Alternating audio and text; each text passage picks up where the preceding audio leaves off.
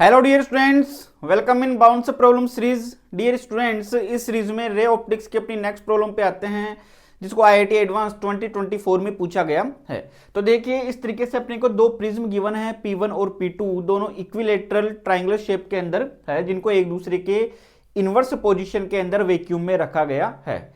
P1 के लिए refractive index √3/2 है और P2 के लिए है √3।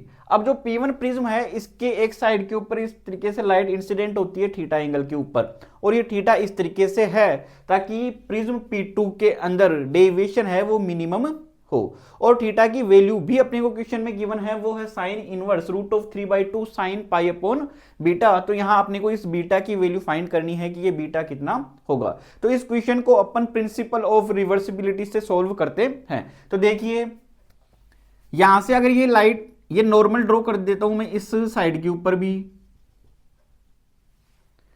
ये लाइट यहां से इस तरीके से जाएगी, ये वाला एंगल ले लेता हूं मैं यहां से R1, और ये वाला एंगल ले लिया यहां से मैंने R2।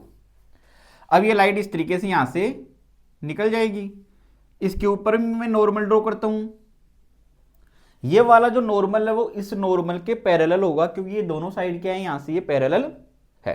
तो यहां से अब अपन ये ले लेते हैं, इसके ऊपर नॉर्मल बनाता हूं मैं इस वाली साइड के ऊपर, और ये मान लेते हैं अपन यहां से कोई लाइट है वो इंसिडेंट हो रही है। तो ये यहां से रिफ्लेक्शन के थ्रू इस तरीके से आ जाएगी, इस तरीके से चली गई। तो यहां मैं एरो का साइन इधर दिखाता हूं, यहां से एरो का साइन मैंने इसके लिए इधर दिखा दिया। तो प्रिंसिपल ऑफ रिवर्सिबिलिटी क्या होगा कि यहां से जो लाइट जाएगी वो इस तरीके से जाएगी, और यहां से जो आएगी वो इस तरीके से यहां चली जाएगी। तो इस वाले एंगल को ले लेता हूं मैं यहां से R1 और इसको ले लेता हूं मैं R2, और यहां से ये वाला एंगल मान लेते हैं अपन θ1। अब अपने को ये पता है मिनिमम डेविएशन की कंडीशन के अंदर होता क्या है कि अगर कोई प्रिज्म इस तरीके से रखा हुआ है, ये लाइट इस तरीके से आई, यहां से रिफ्लेक्शन हुआ, इस तरीके से बाहर निकल गई, ये एंगल R1 हो गया, ये एंगल R2 हो गया। तो मिनिमम डेविएशन की कंडीशन में क्या होगा, R1 और R2 दोनों सेम रहेंगे और किसके इक्वल होंगे, A/2। और A यहां पे क्या है, प्रिज्म एंगल। और एक सिचुएशन होती है कि इंसिडेंट एंगल और एमर्जेंट एंगल क्या होंगे, दोनों सेम होंगे, यानी जिस एंगल के ऊपर लाइट इंसिडेंट होगी उसी एंगल से वो बाहर की तरफ निकलेगी। तो यहां अपन सबसे पहले इस कंडीशन के ऊपर आते हैं। ये यहां एयर से P2 के अंदर एंटर कर रही है, तो अपन स्नेल्स लॉ लगाते हैं, यहां स्नेल्स लॉ। तो यहां के लिए जो म्यू है, स्नेल्स लॉ क्या होगा, μ1 sine of θ1 equal to μ2 sine of θ2। तो यहां से ये μ1 कितना एयर से आ रहा है, तो एयर के लिए 1 हो गया into sine of θ1 equal to μ2। तो इसके लिए μ2 की वैल्यू कितनी गिवन है, √3, और ये साइन ऑफ, अब θ2 इसके लिए कितना होगा, R1। अब अपने को ये दिया है कि जो P2 प्रिज्म है वहां से डेविएशन मिनिमम होता है। इसका मीन्स क्या होगा कि R1 और R2 क्या होंगे, इक्वल होंगे, किसके इक्वल होंगे, A/2। और ये प्रिज्म है वो इक्विलेटरल ट्रायंगल शेप के अंदर है, तो A की वैल्यू 60 डिग्री होगी, तो ये कितना निकल के आएगा, 30 डिग्री।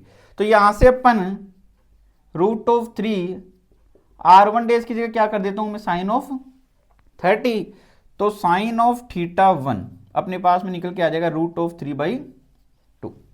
तो θ1 की वैल्यू क्या निकल के आई अपने पास में, 60 डिग्री। अब यहां मिनिमम डेविएशन है, तो जिस एंगल के ऊपर ये इंसिडेंट होगा उसी से निकल के आएगा। तो यहां से जब ये लाइट निकल के आएगी तो भी नॉर्मल के साथ में कितना ही बनाएंगे, एंगल 60 डिग्री। और ये दोनों नॉर्मल एक दूसरे के पैरेलल हैं, इसका मीन्स ये वाला एंगल भी यहां कितना होगा, 60 डिग्री। अब अपन फॉर P1 प्रिज्म की इस कंडीशन पे आते हैं यहां, और यहां स्नेल्स लॉ लगाते हैं। तो इस बीच के अंदर ये एयर है, तो ये एयर से किस में आएगी, P1 में। तो μ1 तो कितना हुआ, 1, एंगल कितना है, साइन ऑफ 60, μ2 कितना है, √3/2। और यहां से ये एंगल कितना हो जाएगा, साइन ऑफ r2। तो साइन 60 की वैल्यू √3 इससे कैंसिल आउट हो जाएगा।